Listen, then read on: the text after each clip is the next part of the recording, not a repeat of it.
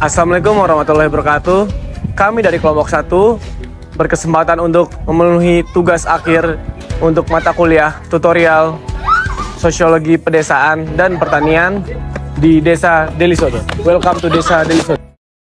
We are the revelry, we are the dreamers. We dance through the night in our bones, we can feel it. Aiming for the stars against the sky. When we are together. Saya Muhammad Zubair Firhat. Saya Muhammad Abi Zaki Dalimunte. Saya Fikri Taufikur Rahman. Saya Muhammad Zakwan Istungkara. Saya Husi Zahwatul Umami. Saya Harisma Olivia. Saya Zafanya Awilia. Saya Olivia Rinda Samru. Saya Sindia Permatasari. Saya Imaratul Adilah. When the world is before us, we are the sound of a beautiful chorus,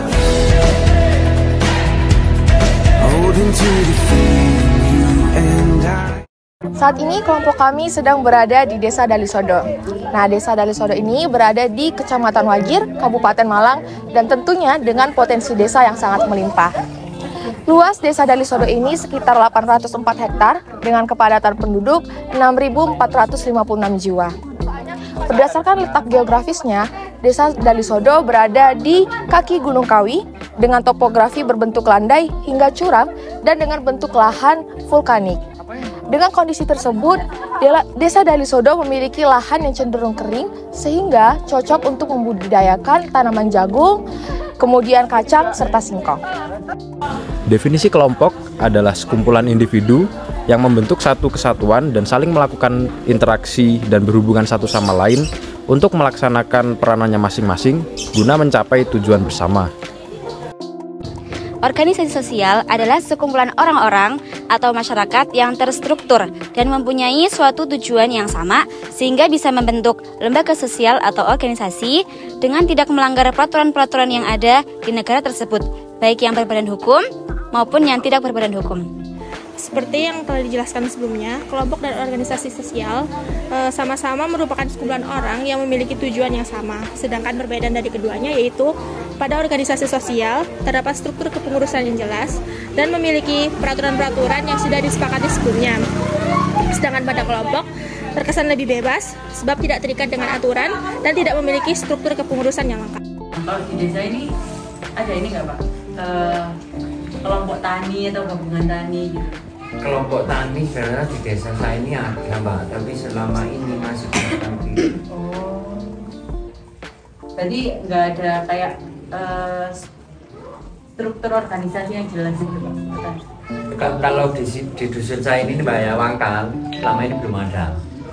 Tapi kalau satu kelurahan di daerah Sengon itu ada. Karena nggak aktif berarti nggak ada kegiatan yang... Nggak ada Mbak, selama ini nggak ada. Kemarin itu sempat buat Mbak, tapi ya itu tadi loh Mbak, ada kelompok tiap bulan gua ada kumpulan istilahnya pertemuan sama petani lah. Tapi dari atasan dari dinas kok nggak ada yang istilahnya apa PPL apa itu Mbak. Oh, iya. Istilahnya itu loh yang dimaukan petani kan. Kalau di lokasi kampung semua Wangkal ada petani yang aktif kan, sebenarnya dari dinas kan harus ada PPL-nya, jadi bisa nyambung gitu loh Pak maksud saya. Tapi kalau dari PPL nggak ada kan lama-kelamaan petaninya bosen Pak, tukar pengalaman sama temannya sendiri, sama-sama cari pengetahuan sendiri kan belum tentu betul Mbak. Ya kalau teman ini istilahnya kasih saran ini bagus, kalau nanti jatuhkan Mbak kan bisa juga. Kesimpulan yang didapatkan dari wawancara kelompok kami di Desa Dalisodo kepada Bapak Nur Soleh menjelaskan bahwa di desa ini ada 3 komoditi, yaitu jagung, singkong, dan kacang. Namun mulai membudidayakan jeruk juga akhir-akhir ini. Untuk Bapak Nur Soleh menganggap bahwa penanaman dan perawatan jagung ini mudah sehingga beliau memilih komoditi tersebut. Untuk modalnya berasal dari modal pribadi dan juga pinjaman kredit dari usaha tani. Selanjutnya, beliau juga mengungkapkan bahwa belum adanya kelompok tani di desa ini. Dahulunya sempat didirikannya sebuah kelompok tani, namun sekarang sudah tidak aktif lagi dikarenakan tidak adanya peran dari penyuluh ataupun pemerintah untuk terjun langsung ke desa ini.